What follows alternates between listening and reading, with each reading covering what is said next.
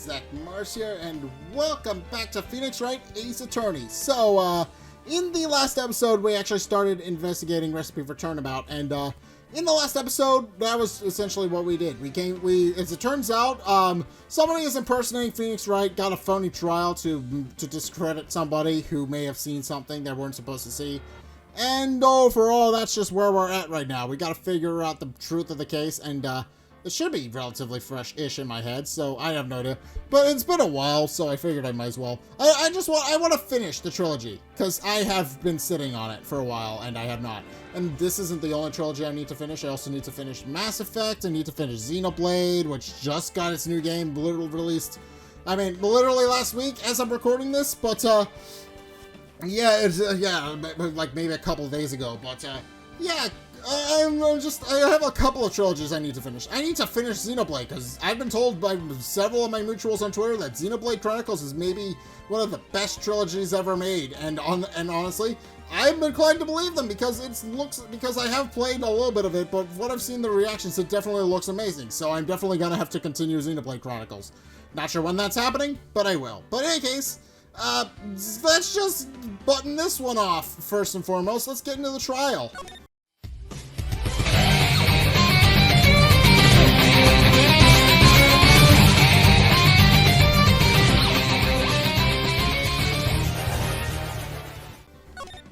That's not what I want. There. Let's just button this one off. January 7th, 9:48 a.m. District Court Defendant Lobby Number 1. Oh, I see. I guess I should have expected this.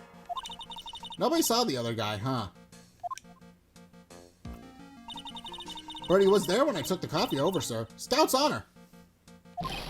Maggie? Detective Gumshoe. Are you doing alright? How are you feeling? As if you need to ask me either question, sir. Don't let him get you down, Maggie. And don't forget to eat well, okay? Roger. And you? Oh, God. Yes? You better square this case away. Got it, pal? Maggie's innocent, you hear? I know that. You know that, but not everybody else knows that. We gotta piecemeal this. We gotta work this out, so that we can figure out what exactly is going on. If you screw up, then I'll be doing some squaring away myself. Squaring away some paperwork for your arrest. Can you legally do that? I don't. I mean, I know Ace Attorney is like satirical and it's not meant to actually be taken seriously as a piece of legal drama, but at the same time, I'm just working through my limited knowledge of the American legal system, and I'm curious if he can actually do that. I don't think so, but that could be interesting. I think he's serious. Hey, detective, you're on our side for once, right? Yep. So you'll be able to help Maggie out, right? Really? Can you, sir?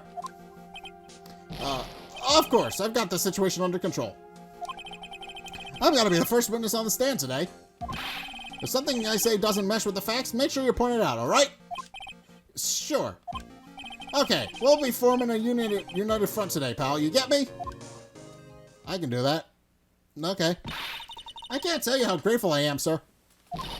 I've always admired you so much, detective. I know I can count on you. I am curious if they ever get together, because they seem like they would be a cute couple. I'm being perfectly honest. It seems like Maggie and Dick would be a great couple together. But, who knows? That could be interesting.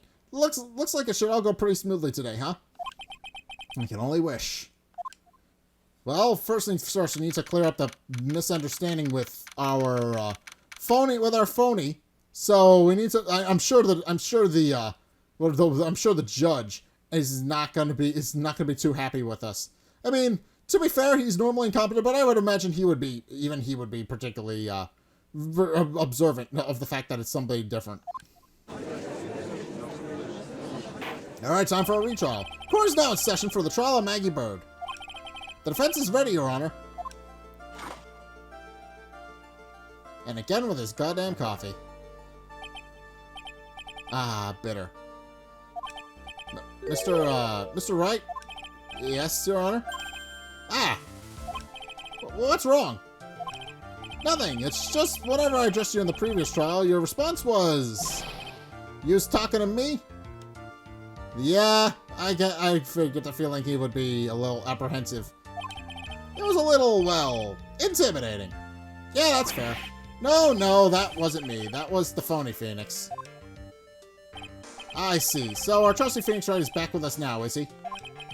Our trusty... So, Mr. Kudo, your opening statement, please. Mr. Trike, whether you're a fake or the real deal. We will find out soon enough through this trial today. Alright.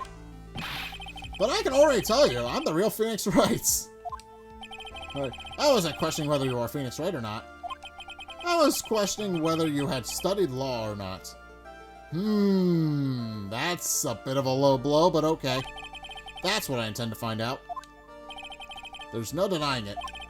Behind that mask is a man who really hates me for some reason or another. Yeah, I'm curious what the story is there. There's clearly a deeper story there, but we're nowhere near close to figuring what that is. As everyone's aware, the court has already given its verdict on this case once. Therefore, I won't stand for irrelevant testimony during this retrial. Nor will I stand for a simple repetition of the evidence presented in the last trial. I'm not planning on repeating anything that phony said, trust me. Now then, Mr. Kudo, please summon your first witness. Alright, gumshoe, let's get this underway. Let's start with the formality, shall we? Name and occupation. Witness, state your name for the court. Huh? Oh, sorry, sir. The name's Police Department Detective. Occupation, detective. And I get he's a bit nervous. That's still funny, though. Hey. Other way around, detective. Huh? Oh, sorry. Anyway, I'm the officer in charge of this case since yesterday. Sir. Since yesterday? Yeah, the guy who was on the initial investigation is tied up with another case right now. And I hope Gumshoe's really got everything under control, for everyone's sake. I see. So, Detective Gumshoe, would you outline for the court the basic facts of the case? Yes, sir. The victim's name was Glenn Elg. He was a professional programmer. Alright. I'm wondering if his name is in fact a pun. Oh, it is! I looked at it. His name is a palindrome. Glenn Elk is also Glenn Elk backwards. That's funny. Alright. He was a professional program. Okay. He was on the payroll of Blue Screens Inc., a local company. This is the victim's autopsy report. The court accepts this in evidence. Yay! Died of potassium cyanide poisoning. Time of death was between 1:30 and 2:30 p.m. And here are the floor plans of the restaurant. Okay, so we've got the kit. So that explains it. When the incident took place, the victim was sitting right here. Okay, so that gives me a little bit more to work with. So that's the table, and then there's two other tables on the other side, and then there's the kitchen in the back, and then there's the front entrance area where nobody would be going anyway. So, all right, the poisoned coffee was brought over to him by the waitress. Well, the waitress being the accused. Yeah. The victim died from poisoning almost immediately after he took a sip of the coffee. At the time of the incident, there were two other people in the restaurant. Mr. Gene Armstrong, the owner and chef, and a regular by the name of Mr. Victor Kudo.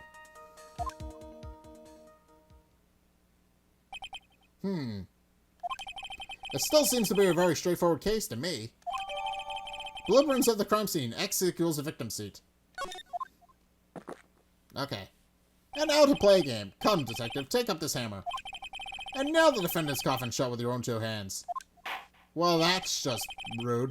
Oh, Detective Gumshoe, let's have your testimony. Yes, sir. Alright, let's look at everything carefully. Alright. When the incident took place, the victim was alone at his table, sir. We understand that the guy, Glenn Elg, was listening to the radio at the time. Traces of poison were found in his coffee cup. And what we found was potassium cyanide. That stuff really packs a punch. And, it looks like Miss Bird might have had, well, some kind of motive. Okay. Using the dark, aromatic depths of a coffee to conceal the poison. Classy lady. Okay, that's not where I would thought you were going with, but, considering he likes coffee, I would imagine he would have been a little bit appalled by the fact that somebody used coffee to poison someone, but, apparently not.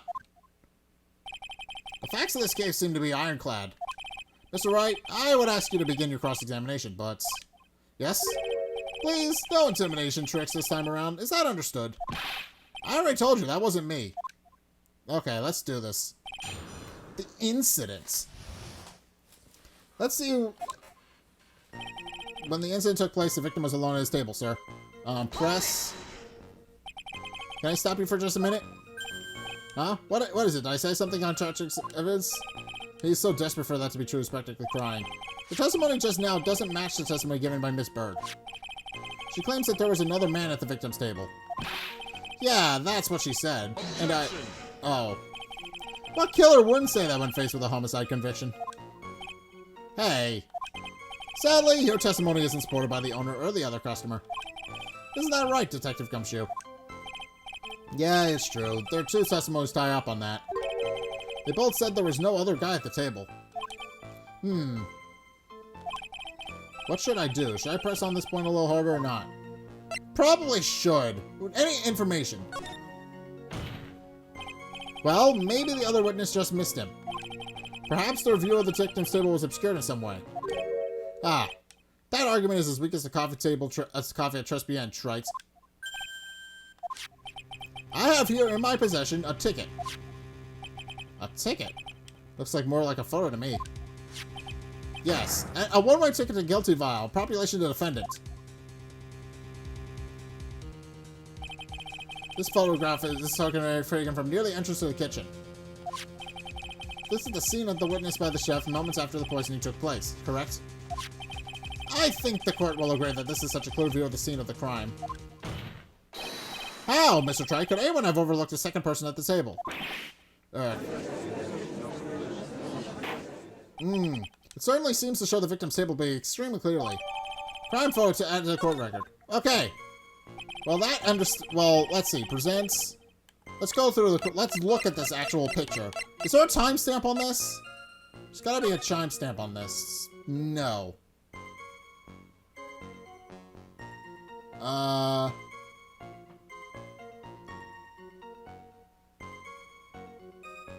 No, there's in fact no timestamp on this. That's what I'm looking for.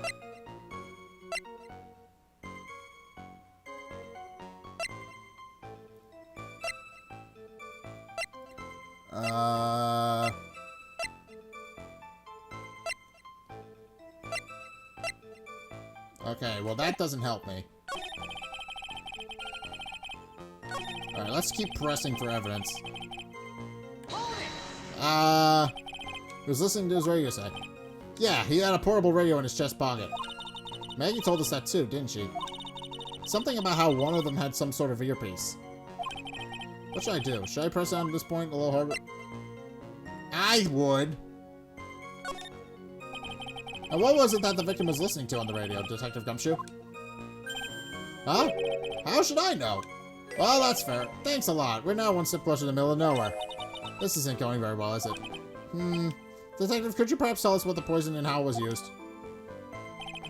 Alright.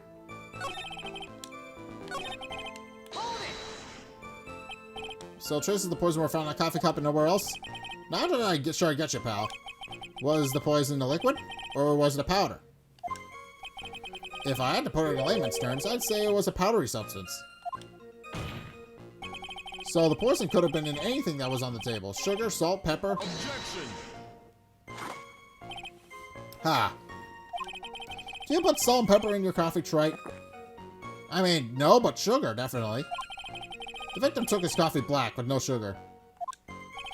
It seems that the poison could only have been in the coffee. What should I do? Should I press on that? I would. Are you absolutely certain that any victim even drank any of his coffee? Huh? What do you mean? According to this file, the poison was found in the victim's coffee cup. But what is the proof that the victim ever drank any of it? Oh, hey, you're right. That's why In case you were wondering, that last objection was for the detective there. Huh? For me? Oh, hey, you're right. You may be fooling the court, but I'm not falling for it. If you have the time to waste, you have the time to present that piece of evidence. So, that piece, sir? Yes, that piece. What piece was it again?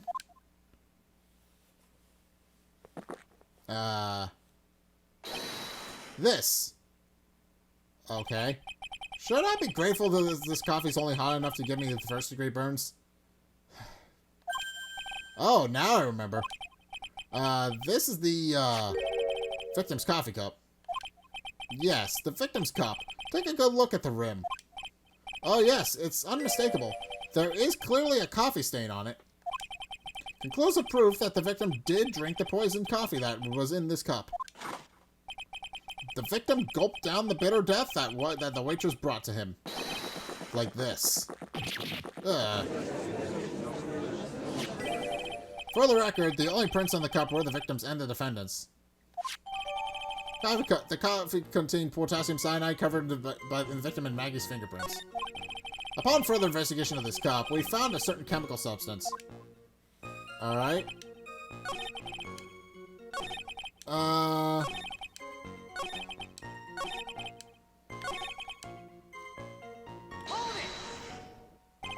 Potassium cyanide. I've heard of that chemical before.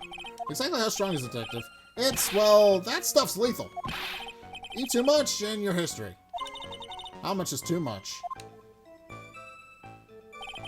A lethal dose is 0.2 grams. That's enough to finish anyone off.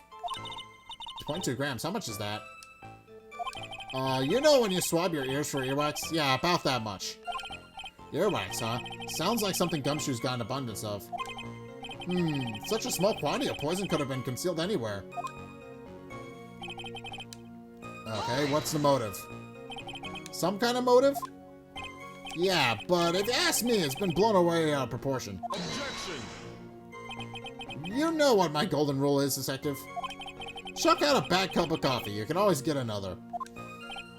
Huh? I don't get it. I don't get it either. What's he talking about? What are you talking about, man? All I'm saying, we can always get another witness on the stand if we have to chuck you out. So, stick to the facts, detective. Now then, what was Mrs. Bird's motive? Come on, Gumshoe. They said she wanted to steal a lottery ticket. I knew it. That's what we heard yesterday, too. It disappeared from the scene of the crime. And it wasn't just any lottery ticket. It was a winning ticket for $500,000. Mr. Armstrong knew about the ticket too, didn't he? But he stole the wrong one. Then, is it possible Maggie stole the winning one? What should I do? Should I press on this point a little? Yes! Absolutely. Wait a minute. The mere fact that the lottery ticket disappeared in no way implicates my client. Ah. I have here in my hands the very ticket in question. That's the $500,000 lottery ticket. One of the female police officers found it when she was conducting a search of the defendant. Fuck. Okay. What? Fuck. Well, this is gonna be difficult then. All the evidence we found so far pretty much points to Maggie have done it, but there's definitely something screwy. Ah, she's quite a lucky bird, our little waitress. You will submit that ticket as evidence to the court immediately. I better keep an eye on that ticket. The way the judge's voice is quivering. Victim's lottery ticket added to the court record. Okay. This ticket was presented to the court in the previous trial, too. But it feels heavier somehow. $500,000, you say? It's just a scrap of paper. What matters is where it was found, Your Honor. And that's on Maggie's person, unfortunately. Okay, that's enough. The facts of this case seem overwhelmingly clear to me. The defendant has ample opportunity to commit the crime of which she was charged. Furthermore, it seems beyond reasonable doubt that she did indeed commit this crime. I like an old man who knows the score. There is also the matter of the $500,000 lottery ticket. That alone provides a very credible motive. I mean, for that sum of money, even I might be tempted to bend the rules. Fair enough. I don't mind an old man who is weak to the siren call of money. Not good, Nick. The evidence against Maggie is starting to pile up fast. Yeah, that's because the court has ruled guilty once already. And so they say it's about time to wrap up this repeat performance. Except that's not what's going to happen. With one final decisive piece of evidence. He's got more evidence against Maggie? This is the apron the delightful Miss Bird was wearing at the time. Wow, that's not the cleanest apron I've seen. That stain looks like... It can't be. Blood, can it? Ah, it seems the star of our play was a little flustered. And somehow spilled coffee on herself. The coffee? That's not exactly the first thing that caught my eye. Of course, the coffee stain isn't the most interesting thing about this apron. No, there's something else that stands out even more. Something else? I presume you mean... Of course, I'm referring to the pocket. And not the... There's a massive stain on that. That's not... The pocket? Yeah, search carried out right after the incident uncovered this. Potassium cyanide. The very poison used by the killer was in her apron pocket. A bottle of poison in Maggie's pocket. Yeah, and Maggie's prints were the only ones on it. What? Oh, God. Order, order, order. The court will accept these items in evidence. Apron, worn by Maggie at the time of the incident, has a small pocket with big stains. Deadly powdery poison bears Maggie's fingerprints found in her apron pocket. God. Is something still bothering me, Mr. Kudo? Why have you not explained the blood stain on the court? Bloodstain? What bloodstain would that be? Don't play games, prosecutor. The blood-colored stain that's smeared all over the apron. That's ridiculous. No one told me anything about a blood stain. You didn't need to be told. Just look at it. Well, detective, could this stain really be blood? No way, sir. It's just ketchup, sir. Ketchup? She must have gotten some on her apron while taking some on their breakfast that day. You could have spoken up a little sooner, Detective Gumshoe. Put a stunt like that again and I'll have you drink 17 cups of ketchup, witness. Yeah. I thought everyone knew what it was already. I haven't seen anything yet to make me doubt the last ruling I made on this case. The motive, the opportunity, and the supporting evidence. They have all been made clearly established. This is a problem. Well, Wright, it seems you really are a phony after all. That doesn't prove anything. You literally just pulled a whole bunch of...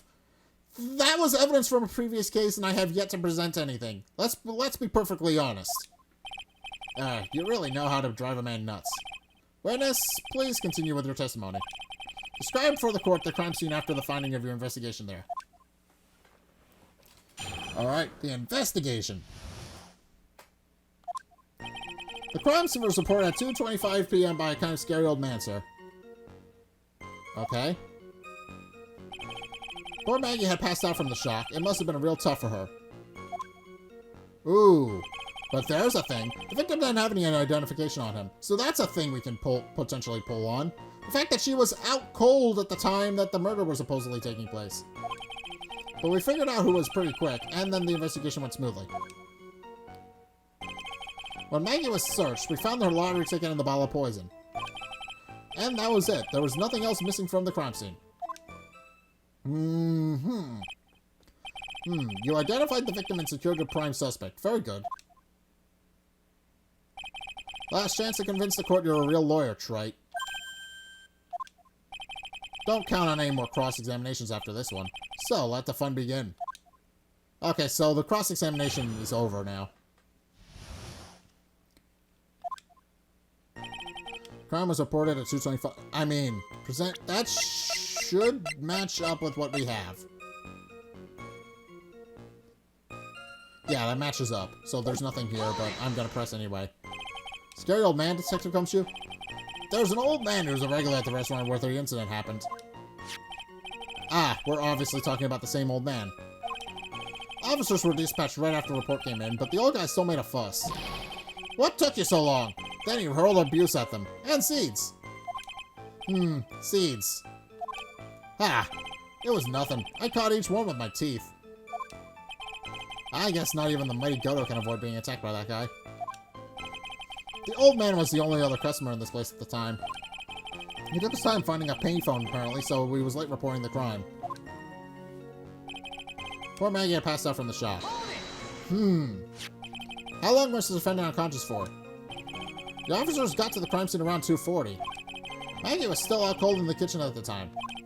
It took another 10 minutes or so before she came to. I would have liked to have been on the scene myself. I bet you would have liked to have carried out the search, too. Oh, that... okay. I would have loved to see Maggie asleep like that. All pretty and peaceful. You're a professional detective, Gumshoe, not a professional birdwatcher. Save the romantics for your own time, detective. All we need to know about is the investigation. Oops, I guess I'm pretty red right now, aren't I? Cute. The victim didn't have any identification on him. Press? He didn't have any? Are you saying that it was stolen then? No, I don't think so. The victim didn't have a driver's license or even a credit card on him, pal. All he had was 58 cents in his wallet. 58 cents. Yeah, I can't believe I found someone with less in their wallet than me, pal. Yeah, because doesn't Gumshoe get his pay... that's a thing. He gets his pay lowered every time he makes a mistake. So, to the point where it's almost as bad as worse than firing him. So... yeah, they can't let... so yeah, they keep lowering his pay whenever... they keep docking his pay and making it worse. Which sounds terrible, and it is. But it's funny. The victim sounds like he was a thoroughly miserable young man. Or some kind of outlaw. Why not give him a bit of an edge? I think I'm onto something here. But we figured out who he was pretty quick and the investigation went smoothly. Okay, so there's a thread there. Wait a sec. Huh? Did I say something dumb again? Let me paraphrase what you just testified to this court. The victim didn't have any form of ID on him. That's basically what you said, yes? Yeah, basically. In that case, how were you able to identify the victim so quickly? Oh, that. He's so let down, he got the whole sagging shoulders and puppy eyes thing going. There was a prescription bag on the victim's table along with a lottery ticket. It seems Mr. Glenn Elk visited his doctor before he went to Trespian. We got the victim's name from the medical records of the doc who prescribed the meds. That's a reliable enough source for the court. What should I do? Should I leave this alone? Prescription bag. So, what sort of medicine was in the bag? Well, actually, the bag we found was empty. Uh-huh. Yeah, completely empty. That's weird. It was completely empty. Victim's prescription bag added to court record. Ha. Then where the hell's the mess? You're entertaining an empty paper bag as evidence? Desperate, are you, Trite? Now, what happened with the investigation after that? I'm going to go see if I can press the other side of that.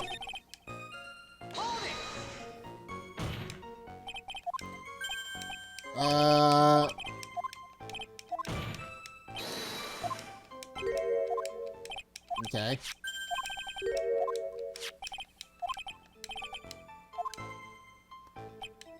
Okay. Alright. But the defendant had been passed out for a while, correct? In that case, isn't it possible that someone planted the evidence in Maggie's pocket? That's absolutely a thing. Hey, yeah, you've nailed it, pal. It happens to me all the time. We had a department party the other day, and when I got home, I was wearing the boss's shoes. Objection! Keep up this crazy testimony, detective, and those shoes will end up down your throat. Sorry. So, Trite, someone planted the evidence in Maggie's pocket? That's a pretty bold statement. Care to back it up with some evidence? Well, I'd love to if I had any. It appears you have no evidence to support your theory, Mr. Wright. Not yet. Continue your testimony, witness. And that was it. There was nothing else missing from the crime scene. So the $500,000 lottery ticket and a bottle of poison were accounted for? Yeah. Interesting. It's true that those two items are accounted for. But wasn't there another lottery ticket that was stolen that day? Oh, yeah. The one the restaurant owner took. He won a whole dollar with it. What a lucky guy, huh? And they're just going to let him get away with it? It was just $1, detective. I guess no one cares when it's that little, except for Gumshoe. If I don't find a hole in this testimony, the judge is going to hand down his verdict. Gumshoe isn't giving us anything to work with. And we can't find any contradictions if he doesn't give us something. Yeah, that's true. But Maggie and Gumshoe are like Dumb and Dumber. Our only hope is that they were so dumb they missed something obvious. Come on, Gumshoe. Be the dumbest you've ever been. Okay. I think I know exactly what.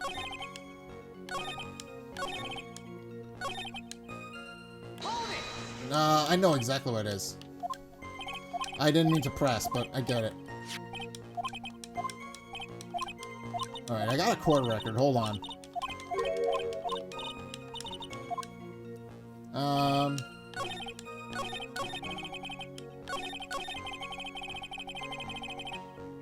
Except we know that's not the case, because...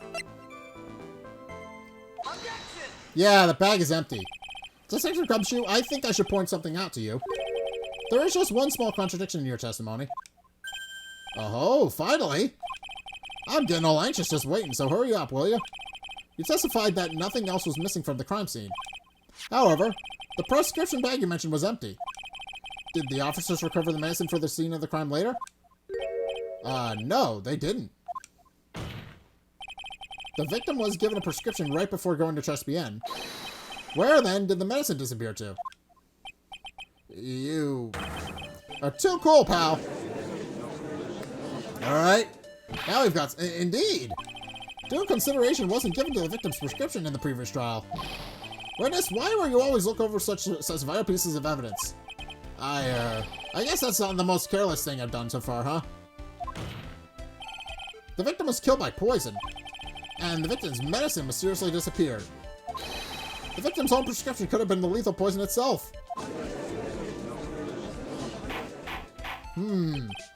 Order. Well, Mr. Godo, what do you have to say to that? That's all. What? Read for the court the name of the clinic of the prescription bag, if you will. What's the clinic's name got to do with anything? New Ear Ontological Clinic. Ontological? Just what kind of illness was the victim suffering from, Mr. Godo? Hardly an illness, Your Honor. More like a bitter war wound, you could say. A war wound? The day before the incident, Mr. Elg found himself in a fight. He took a blow to the side of the head and ruptured his eardrum. I see. So he was taking ear medication. He ruptured his eardrum. Then what on earth was the prescription he was given? It was a cream that was to be applied topically inside his ear canal, not to be ingested. What? Well, it's mentioned in the autopsy report if you read the fine print. They found traces of the medication in the victim's left ear. Yes, here it is. In very, very fine print. It seems Mr. L correctly applied some of his medication while he was at Trespian. Therefore, it would be absurd to believe that he would have eaten his medication. It seems that this medication is irrelevant to the case after all. No. Nick? If you don't think of something quick, it'll all be over. She's right. But I can't get away with an old weak objection like that. Or should I do? Court rec. Hold on. What was the medicine submitted to the...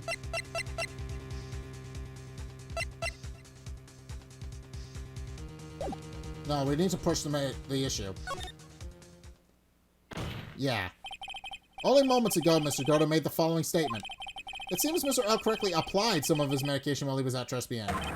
If that's the case, then why was the medication not found at the scene of the crime? He's got a point. I got a point there. But the medication in question was for topical use inside the ear canal. That doesn't change the fact that it could not be found at the crime scene. However insignificant it may seem, it's a lawyer's duty to pursue the truth. Objection! You know as well as I do that the medication is irrelevant. It hardly seems like a prescription drug would contain potassium cyanide. Objection! It hardly seems likely that the coffee the waitress served would contain it either. But it did. The possibility is undeniable.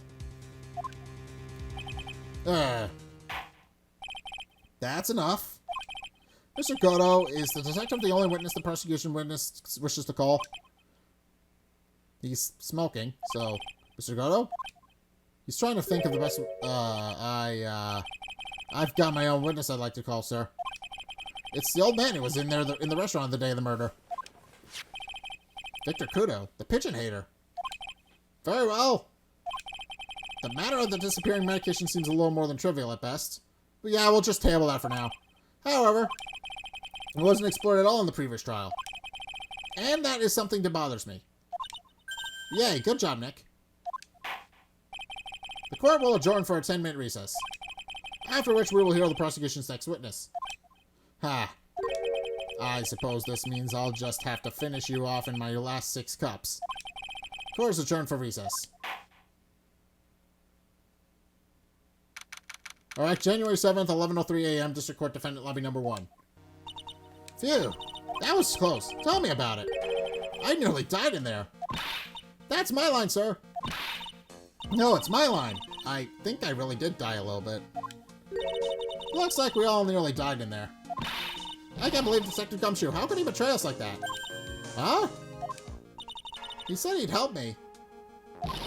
But he totally set me up. I don't think he meant to do that, Maggie. He was backed into a corner. I mean, the guy's got to do his job, right? It's okay, I know all about lies and betrayal. I've had them my whole life. But it really hurt me this time. I feel like someone punched me hard in the stomach. I hate that guy. I don't ever want to see him again. Poor Gumshoe.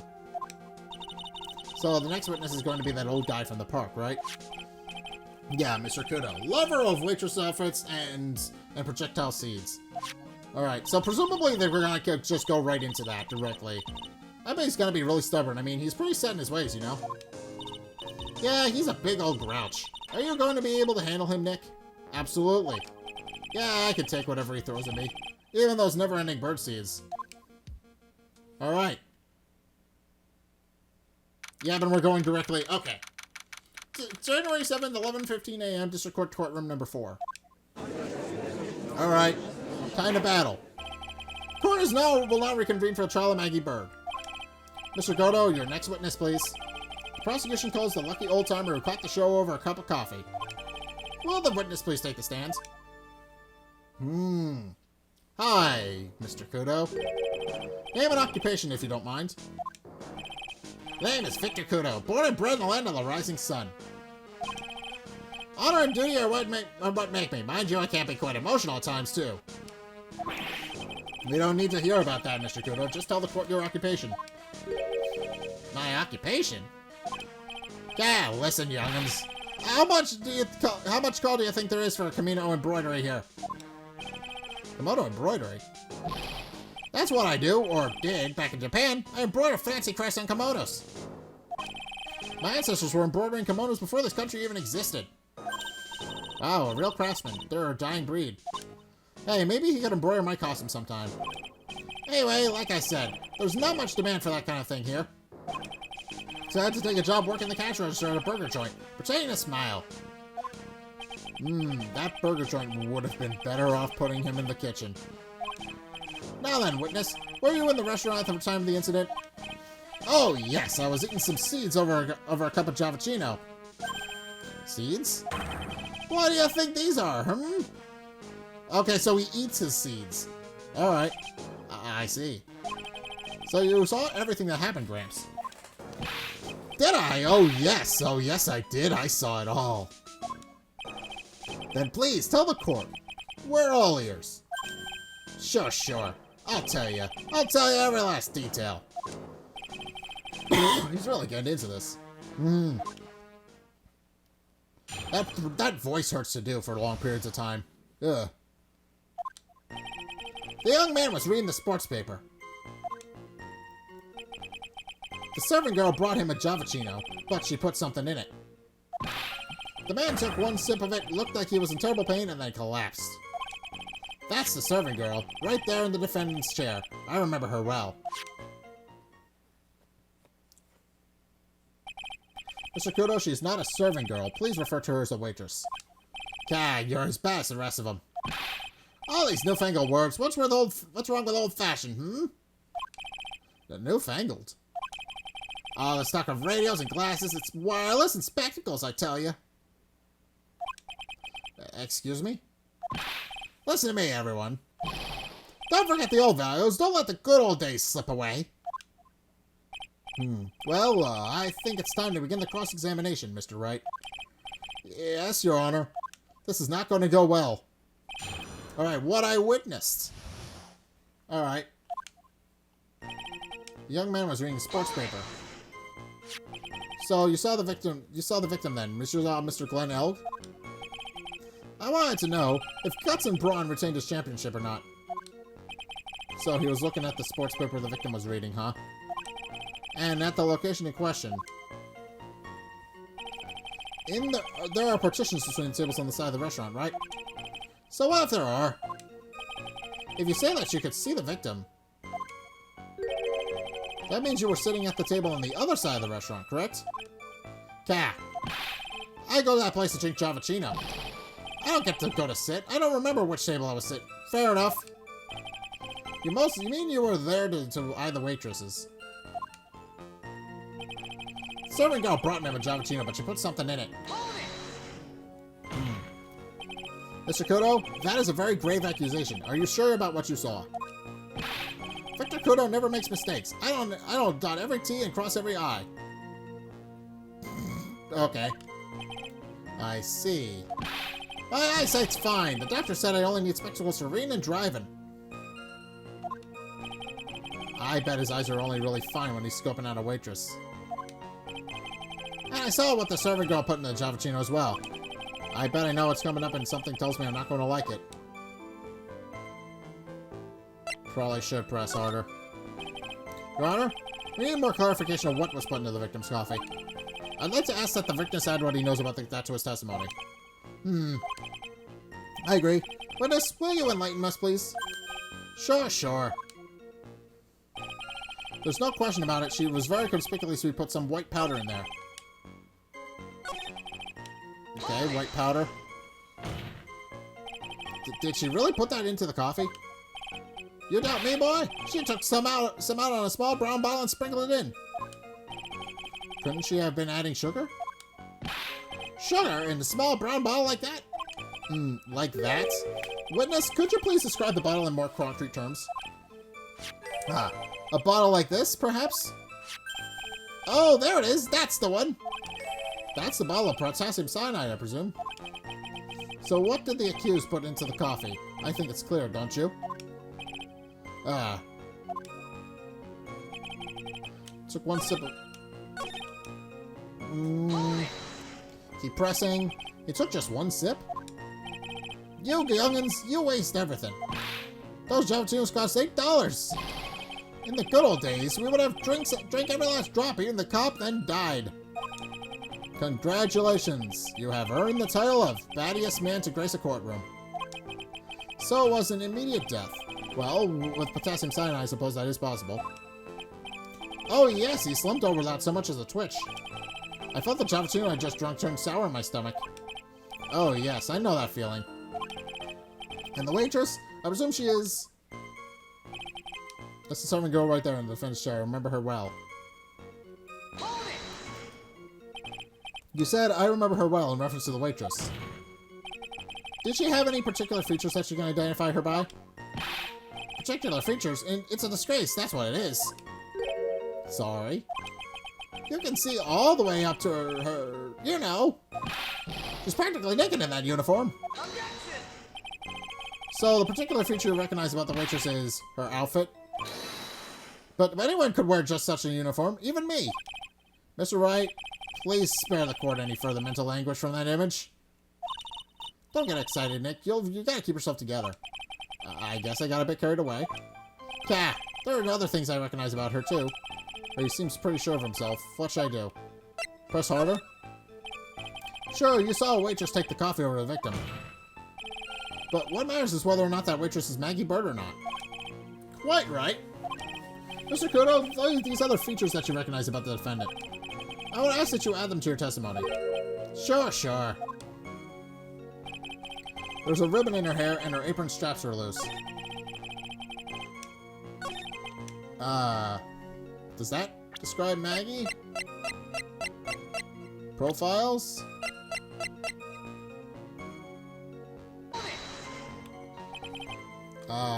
You do seem to remember several details about her appearance. But what about the most crucial detail of all, her face? Gah, as if I wouldn't remember that. The witness noticed the straps on the accused's apron. He's unlikely to make a mistake about her face. That's right, I can tell you the color of the ribbon in her hair. It was red. So you see, there's nothing wrong with the witness's eyesight. There's no doubt her remembers the waitress pretty well. What should I do? I get the feeling there's something more about this somewhere. Waitress is back. The identifying features you described are the things you would see from the back. So what? Is it possible that you never saw the waitress from the front at all? Ah, he's got you there, Gramps. Perhaps people normally talk about facial features when they're asking you to describe someone. But this witness testimony is nothing but straps and ribbons. That is harassment. I tell you, I'm not obsessed with straps and ribbons. I'm just telling you what I saw. Mr. Kudo, the court requests that you add details about any identifying features. Features you observe from the front, that is, to your testimony. Sure, sure. This old man's testimony is getting longer and longer. And if I can't find a hole in it soon, I'll get even longer, I'll bet. There wasn't anything odd that made about her when I looked at her fur from the front. You didn't find anything to be distinct, but you did see the witness's face, yes? No question about it. I didn't come this far to back down now. Victor Kudo never backs down. That's not the answer I was looking for, but okay. This had turned into a matter of pride for old Mr. Seedy, for old Seedy now, I guess. I wonder if he really did see Maggie's face or not. Hey, Thumb, we need some concrete proof of this. Proof that the old guy didn't see the waitress clearly from the front. Do you think old Seedy really saw Maggie do it? Well, he probably had his eye on the waitress in the whole time. That's why he was there. But he wasn't there for the cute outfits, right? But he was there for the cute outfits, right? Not the waitress? I guess. She makes a good point, though. Hey, did I just say something clever? I wonder if the waitress Mr. Kudo saw was really Maggie. That's what we have to figure out, Nick. Okay, so...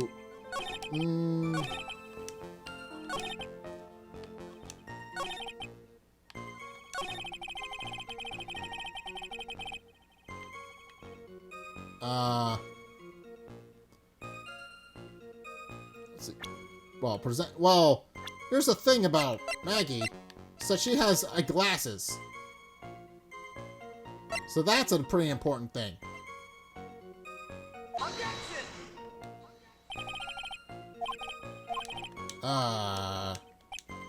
Well, never mind then.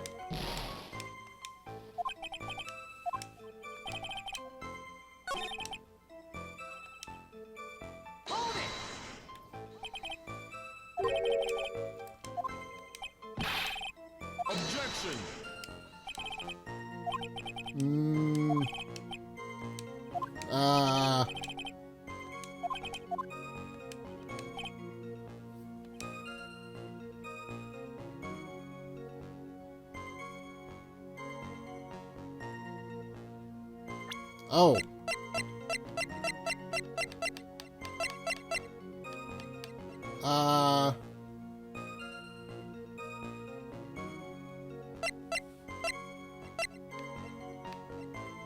Well, there's also the apron.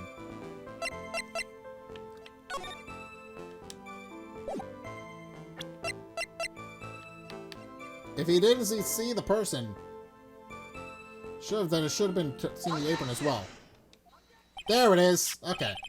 Mr. Kudo, I would like you to please take a look at this. God, that filthy thing would suit Phil just like you perfectly. Actually, it reminds me of what my grandson looked like just after he'd done eating. Have you ever seen this before? Of course I haven't. Do you think I forget something as dirty as that? Well, you have 20 clot.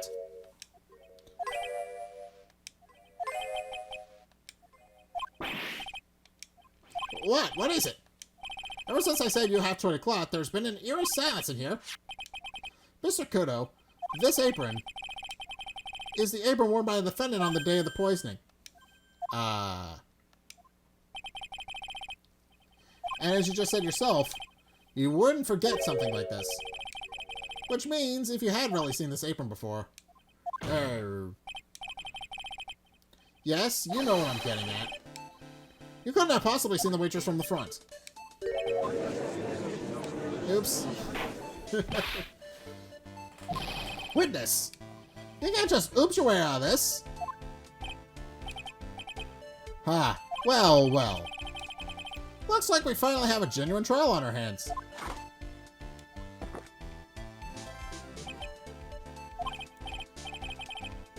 Listen, Trite, here are the facts. On the day of the incident, there was only one waitress in the restaurant. That being the defendant, Miss Maggie Bird. Exactly.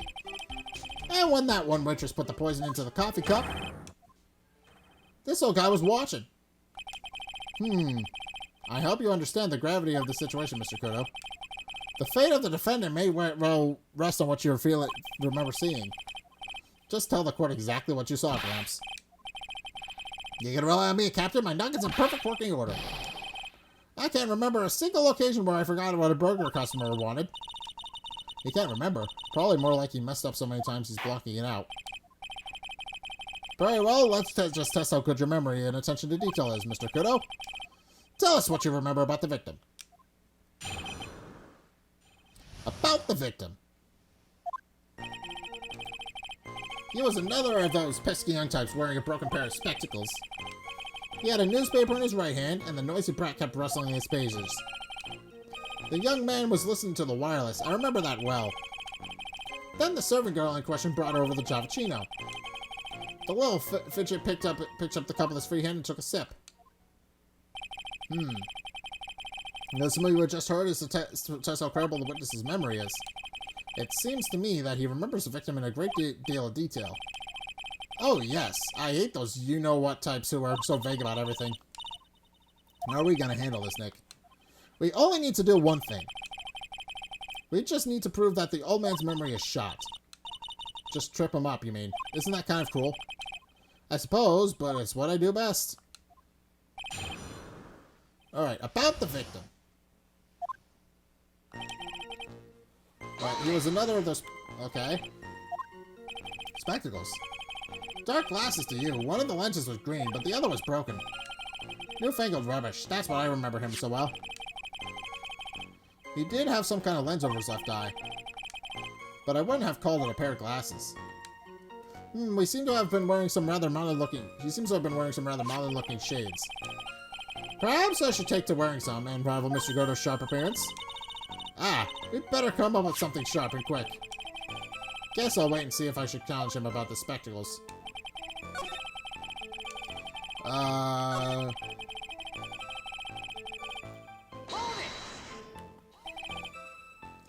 newspaper was a sports paper, was it? The young hooligan, I nearly asked him, can't you even read without fidgeting? How was I supposed to be able to read the back page with all that rustling going on? I need to find out if Guts and Brawn retained his championship title.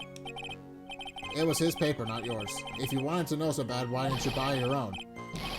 What do you look at me like that for, How dare you judge me? Ow, ow! Guts and Brawn got beat up yesterday, by the way. Anyway. The young man was listening to the wireless. I remember that well. What can you tell? The wireless?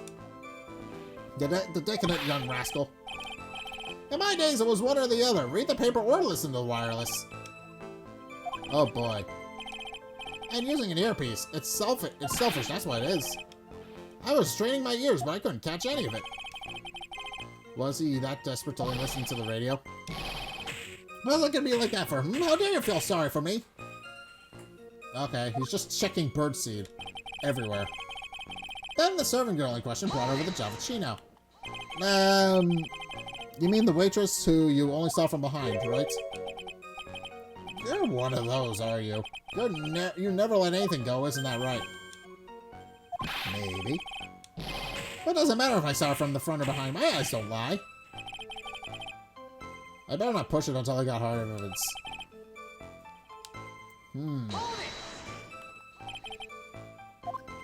It's free hand. Yes. Which hand was that? Weren't you listening before you closed the ears? I said he was wrestling the newspaper with his right hand, didn't I? If his free hand wasn't the right hand, which hand was it, you moron? Ha. Perhaps the great Mr. Triton has 3 hands. Yeesh, I was only asking. No need to gang up on me and treat me like a freak. The whole point of this cross-examination is to establish just one thing.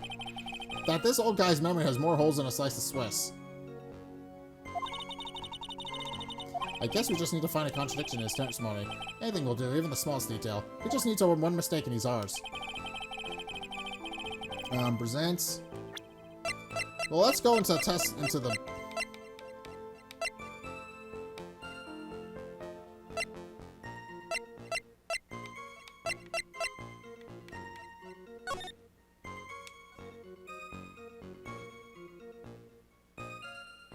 No.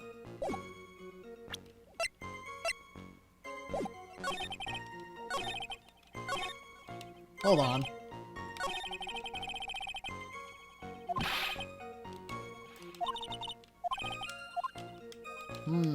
Oh wait, I know what we're doing.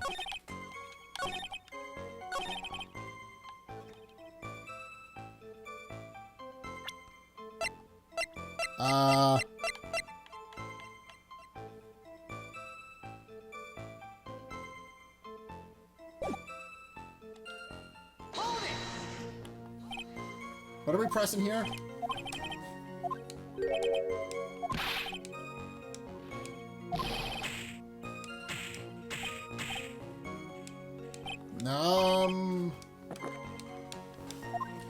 Hold on. Wait, I think I know what it is.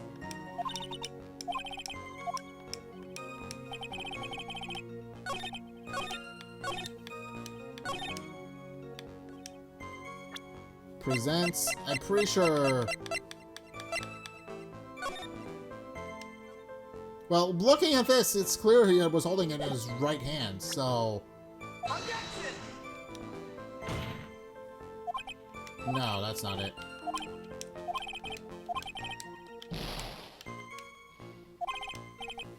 Okay.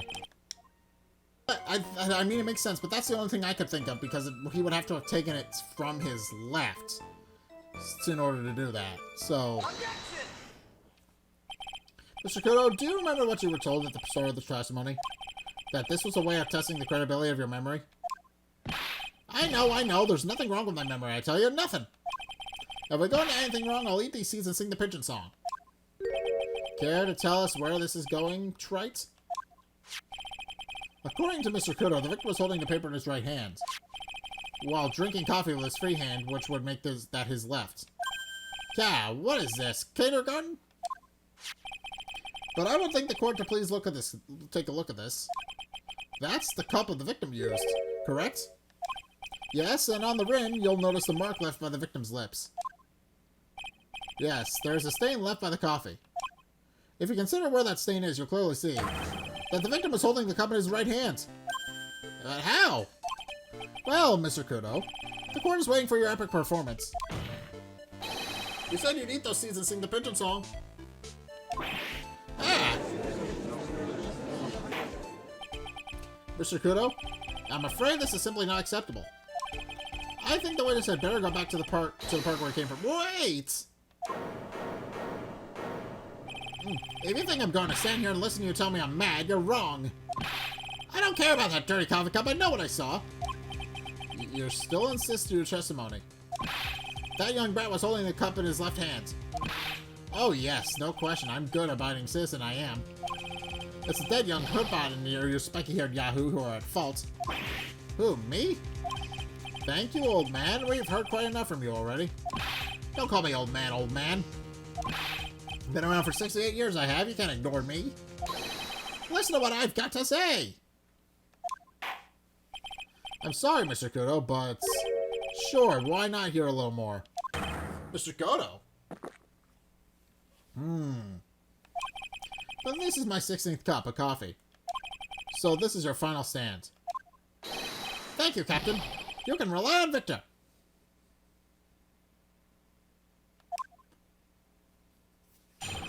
Left hand or right hand? Okay. The boy was wearing the earpiece on the same side as the green lens on his specs. He kept fiddling with it all the time. He was fiddling with it just before he picked up the cup, too. And then he used the same hand to pick up the cup, his left hand. We know that the victim was wearing a usual monocle over his left eye. It wasn't a monocle, Your Honor. It was a small computer monitor often used by programmers. I have never seen one of those before in my life. A monitor? You mean like a television screen? The inside of the lens is a screen that displays computer data. It's called an HMD. It's a common tool in the victim's line of work. HDTV, DVD, CD, all these newfangled letters drive me mad, but they don't matter. I know what I saw, and I'm telling the truth. It's true. He doesn't seem to be lying. And those are the facts in good old black and white. Alright, left hand or right hand. Time to cross-examine.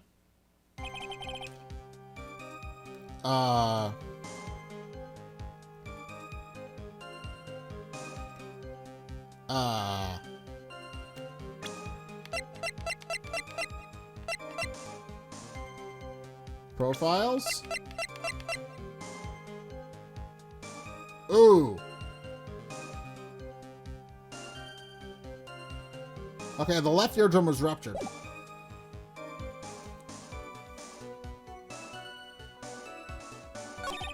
Kept filling with it. It was okay. Okay, well, we know that it's his left ear. That could be possible because his left ear was ruptured. Alright. HDVC, what does it matter?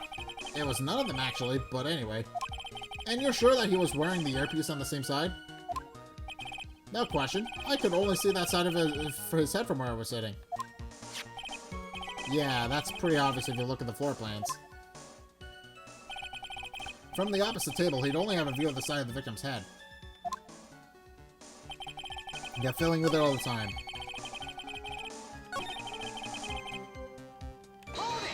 Why would he have been filling with it?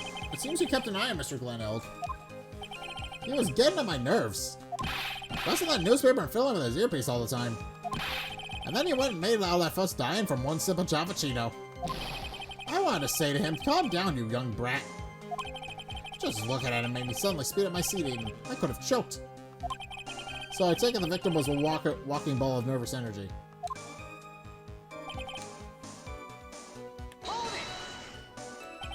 The earpiece you mentioned, which hand did the victim touch it with? You're one of those people, aren't you? You're the type that uses your left hand to get things out of your right pocket. Or fastens your left cuff with your right hand. And when the tour guide says, on your right side, you'll see the famous blah blah. You're the only one who deliberately looks left. Well, aren't you?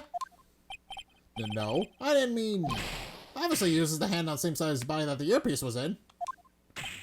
Ow, ow, ow. So if he had the HMD on his left side, then it was his left hand, I guess. Alright. You seem very sure of yourself, Mr. Kudo. That's because I know what I saw, no matter what tricks you try to play on me. It looks like he really did see the guy picking the cup up with his left hand. This is a dead end. Well, Nick, what do you think? I think the guy's telling the truth. But even so, something's not quite right. And then check the evidence at him until he breaks. But if he's not lying, then there wouldn't be any contradictions in his testimony, right?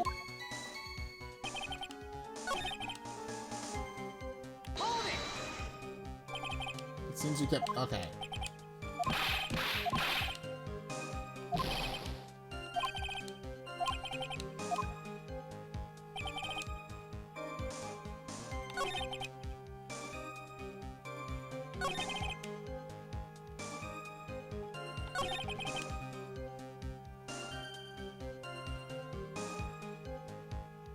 Wait.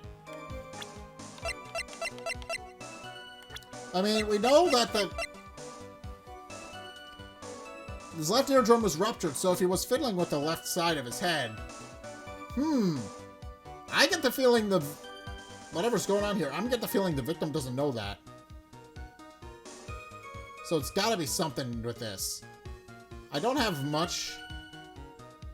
I don't want to just randomly push statements.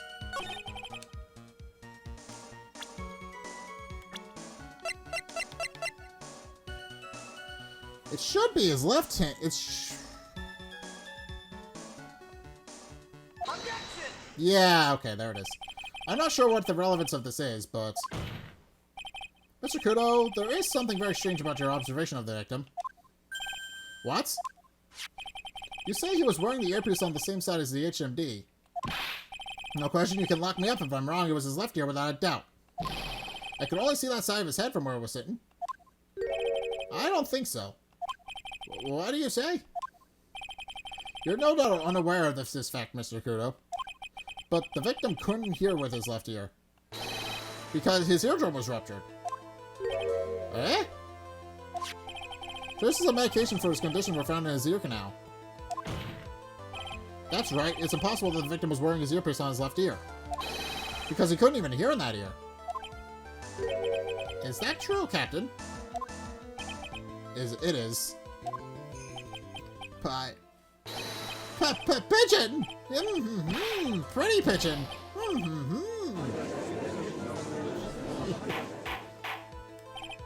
Order! This witness testimony is completely unreliable.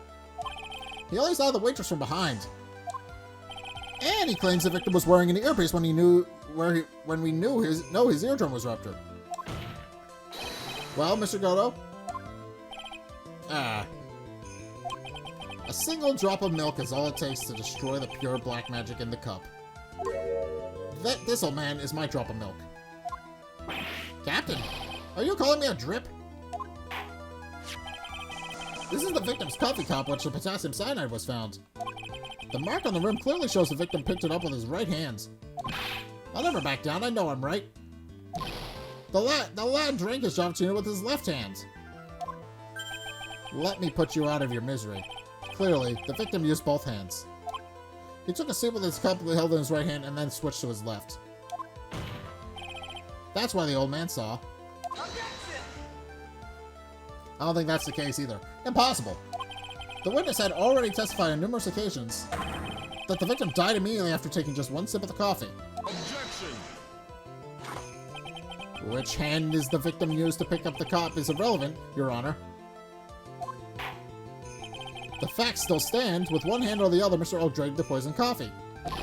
Like this. Sadly, Mr. Kudo, that doesn't wash. The point of this testimony was to establish whether the witness's memory is credible.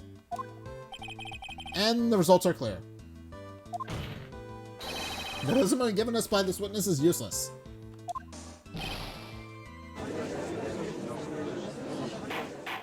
Okay.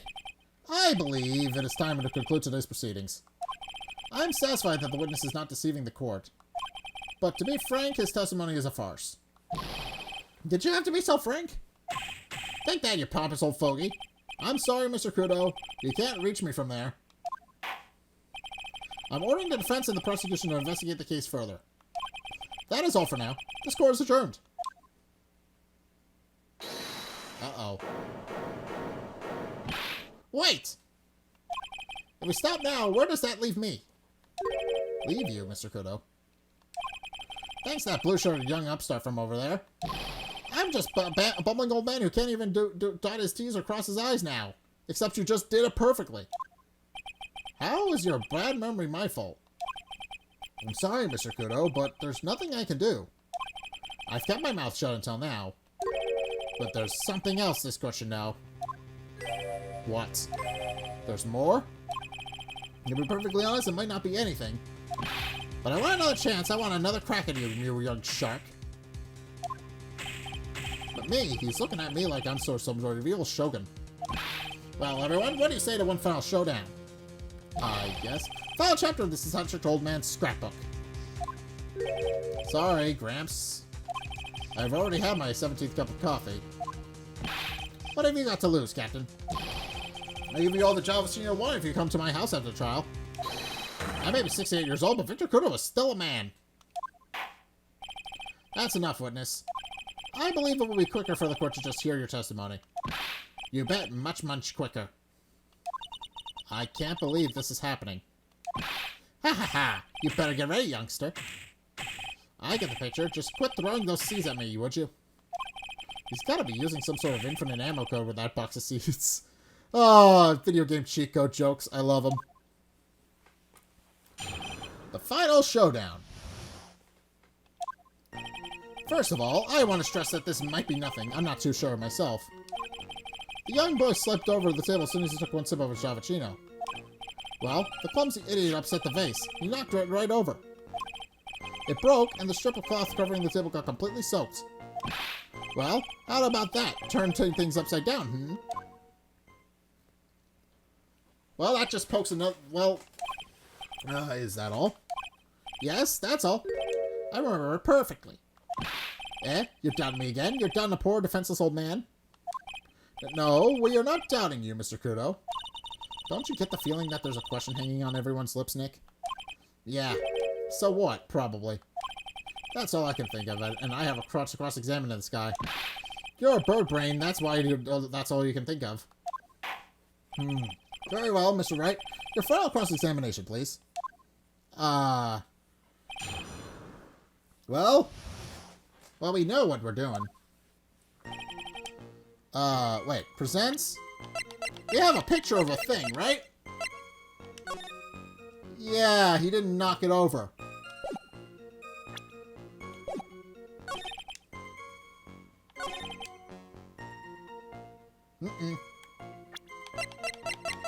That doesn't mesh with this. I already know that this is the thing. I already know without having to ask. Mr. Kudo, this is a photograph of the crime scene. So what? Look carefully at the table. The vase is there, intact. Huh? Lost your tongue, Granddad? I'm no granddad of yours, Hopscotch. Ow, ow! Enough. If you throw any more seeds in this courtroom, the cleaners will be here all night. Ah. What is it now? I just remembered something. Yes, go on. The broken vase? Haha, it was on my tape.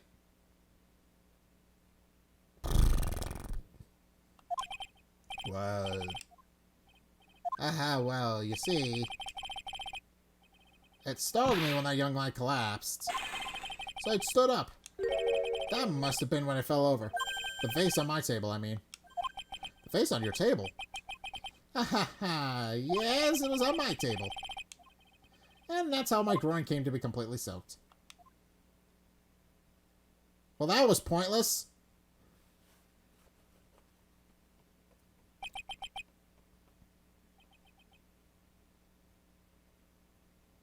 That was completely irrelevant to the case. Thank you, Mr. Kudo. You've certainly earned your kudos for today. I'd like to ask a question now. Have I been any use at all? Perhaps that's something you should reflect on yourself, Mr. Kudo. Wait a minute. If that's the case, there's more. I've got more to say. Oh, yes, if I remember something else. Bailiff, escort the witness out of the courtroom. Wait, listen to me!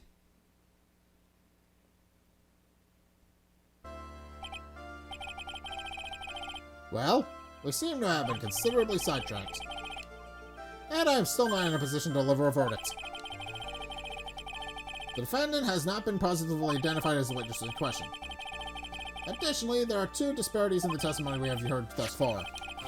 The mark on the coffee cup that the victim supposedly drank from with his left hand, and the earpiece, which was inserted into his left ear, out of which he couldn't hear. Wow, Nick, you did it! I therefore require both the defense and the prosecution to further investigate the facts. Yes, Your Honor. There's one more thing before I call today's session to an end. Oh, one more thing, Your Honor? The witness we just heard from... He is most insistent that his testimony should be of use. So he summarized it accordingly in this statement. Okay. You may each have a copy of it if you wish. Whatever. The prosecution doesn't need props like that. Goto's really mad, huh? Yeah, I would be too. Very well. Here you are then, Mr. Wright. There are 3 copies. My own, yours, and Mr. Goto's. Yes, Your Honor. Alright, Victor says when the incident occurred, I broke the vase on my seat. I'm sorry. I'm sorry, this isn't a piece of testimony. I'm more like a 5-year-old's apology. What the heck are we supposed to do with 3 copies? That's all. The score's adjourned. And that is the end of the chapter. Okay. Well, so we managed to turn it around in the end. We found a hole regarding the testimony. So now we know that there was a disparity regarding the earpiece, about the fact that he was apparently wearing an earpiece in his ear when that he couldn't hear out of. And also the fact that he picked it up with his right hand when he clearly did not. But I don't know, there's something very strange clearly going on. So, you know, there's clearly something going on that we're going to have to look into. But for the time being, I am going to leave this episode here, and we are going to do this all next time. So thank you guys so much for watching. If you enjoyed, be sure to like, comment, and subscribe. Also, be sure to follow me on Twitter in the description below. Be sure to check out my Patreon if you want to help support me. It's only a couple bucks a month. It does help me out. I mostly use it for fun projects, so just be sure to go check that out. And also be sure to check out my Twitter. Make sure you keep up to date with what's going on with the channel. That's the best way to do that. And finally, if you want to see more content from me, then be sure to check out the videos linked in the end screen. The top video is the most recent one. It may or may not be this one. There's some Bob videos a video recommended to you based on what you've already seen from me. And I have no idea where it's going to send to you for either. So just go check those out. Link is down the description. Link is on the end screens as well. But in any case, thank you guys so much for watching. And until next time, I will see you guys in the next video. Peace!